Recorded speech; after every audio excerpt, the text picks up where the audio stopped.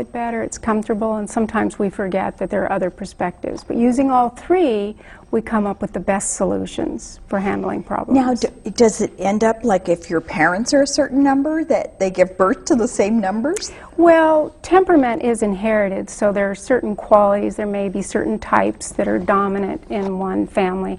However, it's more that your parents' type is how you were guided. So you're going to have that influence, but it won't necessarily be your type. Mm-hmm. And maybe as a child, if you felt you didn't fit in, exactly. maybe it's because of their types and you being different. And that's once you understand the Enneagram. Yes. Mm-hmm. For example, my son was a fear type that was motivated by fear. He was 6 on the Enneagram, and I was constantly teaching him how to not be afraid.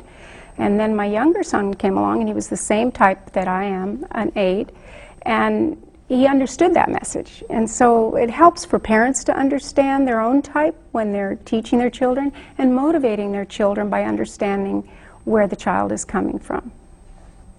Yeah, as I mentioned in the introduction, I found it very, very valuable for understanding my children who are different than I. We can sort of map people's interviews, the way they respond, their body language. We can have a pretty good idea of what Enneagram type celebrities are, people that have written a lot. There will be patterns in the way they speak, the word choices, the way they maneuver through the world. What, you know, like Donald Trump is potentially an 8. I've never interviewed him, so I can't confirm it, but his demeanor, the way he talks, sounds like an 8. And on the website at enneagram.net, we give examples of potential celebrities or people in history, what type they may have been. Mm-hmm. And it's helpful. We have videos on there to show you little clips so that you can see the body language, like who sits forward, you know, who slinks down or looks... lowers their head. Yes, it's a very different perspective, and body language is a part of our image. It's a part of our presentation. Mm-hmm. And probably clothing, too. Clothing, yes. However, we all have to dress for certain roles, like when we need to be professional, we need to be far more tailored, and when we are dressing for ourselves, maybe we'd be very casual or funky, something of that nature. But why we would choose the outfit would be indicative of type. So if someone had the same exact outfit that I have on today, maybe it's because they love the color green. 8s would choose it because they were comfortable and they felt empowered in some way. Mm-hmm. Sort of grounded, maybe. Grounded, solid, centered. Like nothing's going to limit me. I'm not going to deal with having to tend to anything. No ruffles or stuff. Not too much stuff. Mm-hmm. Interesting. So when when a person first starts learning about this, what is a typical learning curve before you can start to kind of get a feel for it, and how would you recommend someone begin their journey in studying the Enneagram? Well, there are several online tests. We offer a free test at enneagram.net. Other online tests are available, and it's exploring it and seeing how it's true for you or not true for you. Mm-hmm. And some people get their type immediately. 8s in particular usually know their type immediately. Even if you don't know your own type immediately, you'll recognize a parent or a friend, and it begins there, and then you narrow it down. But just reading about it, there are some great books on the Enneagram, a lot of research that's been done. Many psychologists and psychiatrists and people that deal with helping people to understand how they perform in the world and what challenges them use the Enneagram. The Enneagram as we teach it today is really a psychological tool, but it's based on those basic principles that there are 9 motivations. And Ennea is simply Greek for 9. So Enneagram just means 9 on a graph. The Enneagram as we teach it today is really a psychological tool, but it's based on those basic principles that there are 9 motivations. And Ennea is simply Greek for 9. So Enneagram just means 9 on a graph or symbol. And that's sometimes confusing, the name alone, but it just means 9. 9 perspectives, 9 views of reality, 9 ways of looking at any situation. It's the lens through which we evaluate the world. These are just exquisite.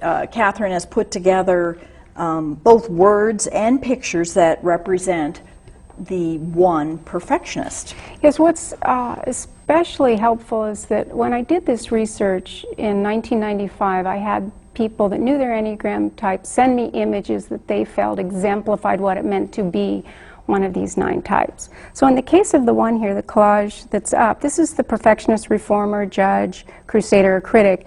And if you are a 1, you would want to be accurate, honest, fair, and objective. But most importantly, you'd want to be respectable, to do what is right and what you feel is appropriate. You may have problems with resentment at times, and under stress you may be angry, nitpicking, and overly critical. But at your best, you are wise, act with integrity, and offer sage guidance to the world. It's quite extraordinary type. Okay, what would you be like if you were a number 2? The 2 is the giver, the caretaker, helper, nurturer, advisor, or they can be the manipulator. And if you are the 2, you want to be appealing, giving, caring, and heartfelt. Most importantly, you want to be needed, consider important, and appreciated for your efforts. You may have problems with pride, and under stress you may be bossy, overly demonstrative, or manipulative, as I mentioned. But at your best, if you're a 2, you're altruistic, giving, empathetic, intuiting the needs of others. This is the person that truly wants to help others. So kind of a Mother Teresa, Princess Diana maybe kind of person. Yes. Okay, at number 3, the achiever? Yes, the 3 is also what the U.S. is, and corporate America anyhow. The United States of America Yes. is like a 3 country? Corporate America, very much. So we all have to be this way in business. This is the performer, the motivator, the achiever, the producer, and someone who seeks status. The 3 wants to be competent, efficient, accomplished, and dynamic. And if you are the 3, most importantly, you want to be good at what you do and look good doing it. You may have problems with vanity, and under stress you may be self-promoting and can be self-deceptive and quite competitive.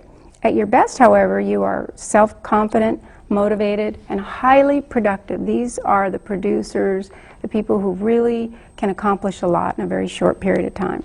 Worker bees. Very efficient-oriented. Yes. Mm-hmm. Okay, now let's look at type number 4, the artist, tragic, romantic.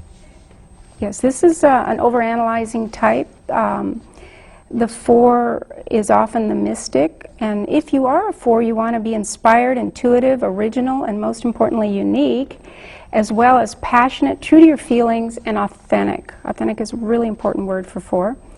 And you would see yourself as sensitive, expressive, and spiritual. You may have problems with envy, and under stress you may be moody and can be haughty or overly emotional. But at your best, you would be emotionally self-aware, creative, and extraordinarily humane. So when it says artist, it doesn't mean if you're an artist you're a 4. No, it's an artistic perspective, and not all 4s are artists, and not all artists are 4s. However, the 4 is looking at life through what is aesthetically pleasing, whether it's the use of words or the way color is put together. They're sensitive, very sensitive to aesthetics. Okay, so they notice pretty clothing, beautiful things, and they maybe see something that someone's too busy working might not notice. Very impacted by beauty, 4s. Okay. Let's look at